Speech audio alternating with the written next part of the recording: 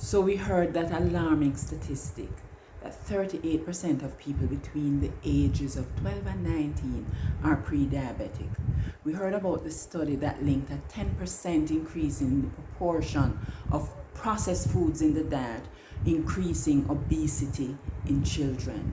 And then we linked that with increased obesity in children being related to smaller proportion of gray matter in the brain. And I hear the questions.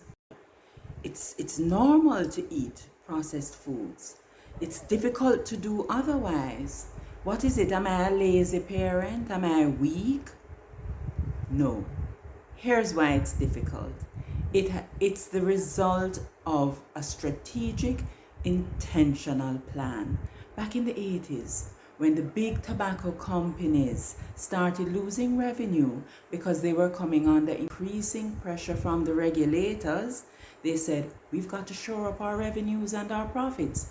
They bought the food manufacturing companies. Kraft, General Foods, all of them became owned by big tobacco companies, and they simply transferred their very successful addiction business model to the processed food industries. You can remember it by one simple framework, the 5 A's. The food became more accessible, it became more affordable, yes, it was formulated expertly to be addictive.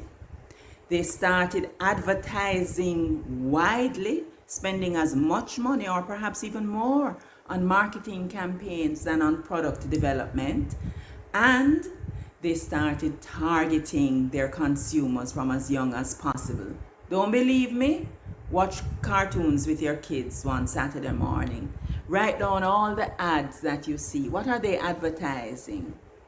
So if you're up against a big strategic intentional machine like that, why do you think your willpower will be of any use?